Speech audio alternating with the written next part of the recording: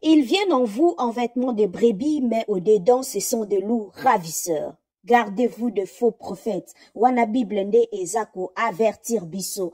Tolobi basali ya nzambe nyonso te, ba oyo ya mabe. Bible lobi bokoyeba bango na misala na bango. Bayebaka nzete na mbuma na ye. Manga, un manguier okoyeba yango na ba manga oyo ezokobima.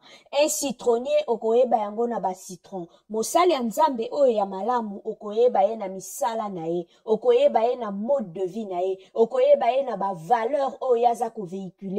Okoyeba ye na ba agissement na ye tout autour na ye. Ba élément wana nyonso, na habillement na ye, na façon d'être na ye, na sa façon de parler, na ba acte na ye, de okoyeba mosali ya nzambe oyo ya solo. Parce que ba lou, ba bombami ebele kati na bana na nzambe. Aza wana aza ko vivre lokola bino, mais aza en réalité ya bino te. En réalité aza na ye loup ravisseur. Les exemples oyo ekomi kati na famille oyo toza komona na image. Mbote mbote bandeko, mbote bisika nyonso bozwami. Bienvenue sur Opinion TV, chaîne na bino bolingaka pe bolandaka. Merci pour na ba attention pe fidélité na bino. Ndenge tolobaka yango toujours pour na ba 1, 2, 3 minutes na bino bozwaka pona kolanda biso du fond du cœur tolobaka na bino. Merci parce que vu ba emploi du temps na bino, vu makambo nyonso bozaka nango ya kosala, mais soki boza ko accorder biso ata quelques minutes, 1 minute, 2 minutes, 3 minutes pour na kolanda biso. En tout cas, eza énorme na miso na biso. Merci beaucoup et ndenge toloba yango toujours. Maintenant, objectif na biso ezali cap vers 20 000 abonnés. Déjà to franchir barre ya 10 000 abonnés. En tout cas, merci na bino nyonso bo s'abonner, bo continuer pe ko s'abonner, bo inviter pe bandeko mususu ba s'abonner. Merci, merci, merci infiniment. Histoire toza komona, ça se passe dans une famille. Je crois bien c'est aux États-Unis. Kunande makambo o ezali koleka na libota ya mama Ida. Mama Ida azali veuve. Mama Ida azali veuve et aza kobokola bana na ye ya basi, mwana na ye moko aza déjà en couple et le monsieur que vous voyez sur les images wanande azali pasteur. Le pasteur en question abimaka na mama Ida, to il est le copain de maman Ida. Pour maman Ida na vidéo alobi kudia ntusu kudia maki. Allez-y comprendre donc ce que les soso oliape maki. Donc c'est-à-dire maman Ida na selon ndenge to comprendre vidéo na ebite si sokeza bongote maman Ida akoki ko contredire. Donc maman Ida yena pasteur oyo bazali en couple, c'est son copain. Mais le pasteur en vrai a zappé déjà marié. Donc le pasteur a komaki ko influencer couple ya mwana ya mama Ida. Bazaki na ba problème. Le pasteur en question a bandaki toujours commenter sur les dossiers, canaliser dossier ya mwana ya mama Ida na sens moko boy. Or que le pasteur ye moko misu déjà ezalaka sur mwana ya mama Ida. Alors abimaka na maman et cette fois-ci alinga ki pe so ki pe déjà babimaka so ki pe za ki première fois apesa ki mwana ya mama Ida rendez-vous na hôtel et c'est à l'hôtel que bayebaki nako piégé ba piégé yango bomoni baye ko kangaye na hôtel avant que bakota na chambre ba réservation makambo nyonso ba paiement si esalamaki déjà et maman Ida abandé ko tenir toujours à panza sac wana au pasteur akangi na maboko. Pourquoi? Parce que dans ces sacs là sûrement il y a des préservatifs là dedans, sûrement il y a des choses bizarres parce que maman Ida comme déjà aza bazalaka zalaka pasteur donc ayebi peut-être on ne sait pas biloko nini ye pasteur wana ataka na kata sac wana peut-être ezana ba jouet sexuel to loba onka bongo olia kotanga ba kombo nango ndenge zalaka peut-être ba mwa ba biloko wana pour faire plaisir peut-être que le pasteur a utilisé ango peut-être kazalaka na mwa ba kisi na ye ya komela ya ko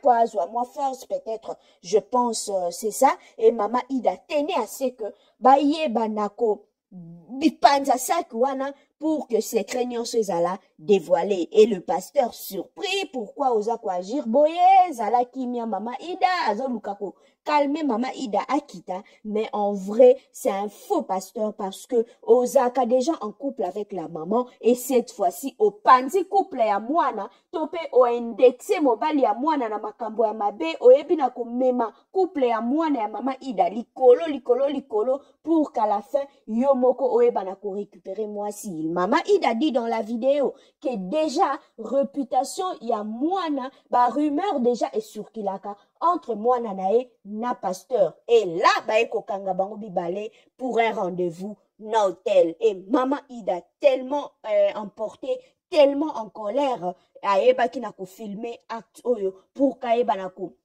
garder yango pour kalakisa batu qui est réellement cet homme parce que na ko tala eboye okoki ko pesa confiance à 100%, okoki ko défendre okoloba non, c'est un monsieur qui se respecte, azamosala nzambe ya solo, mais en vrai tala babuzoba oyo ye azako sala. Donc alie soso alingi pe soki pe aliaka déjà maki et cette fois-ci bakangi et cette fois-ci ba dénoncer. Conseil kaka na ba maman, aux veuves, maman, aux femmes célibataires, aux divorcés, yeba nani oyo ozo fongoela porte ya ndaku na yo. Ko la mère célibataire ezali sumute. Ko vivre na bana na yo, ko boko la bana na yo seul eza lisumute maman. Yeba nani oza kokotisa na ndaku na yo, nani oza ko confier bana na yo, nani oza ko pesa confiance, moto mususu ko fongoela porte ezande po aya ko lukela yo ba problème, aya ko créer leo ba ennui na kati ya libota na yo, o créer bombanda entre maman na mwana,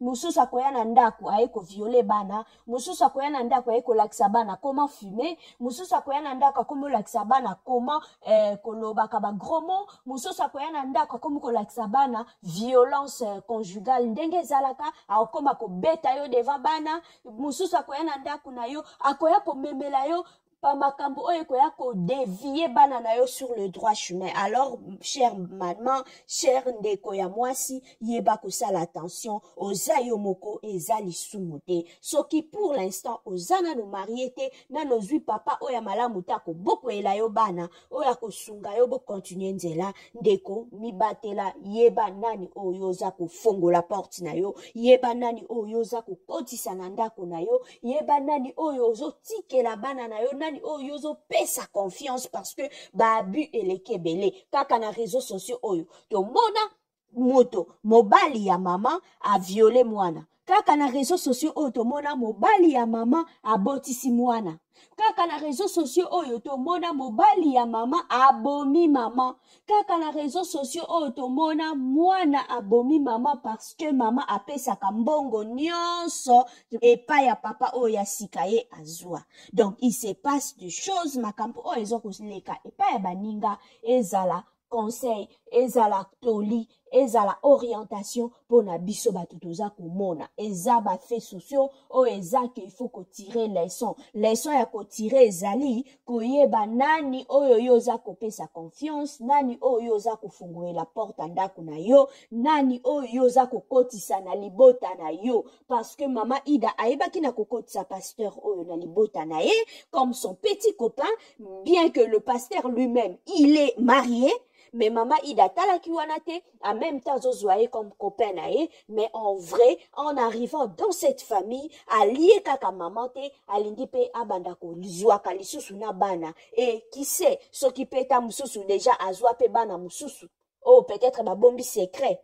Peut-être ya mwana oyo cette fois-ci, peut-être nda ebaki na ko dénoncer to ko parler yango ko beta lisolo na yango. Mais qui sait ce qui bana mususu pe ba abima na bango me ba bombi na bango secret.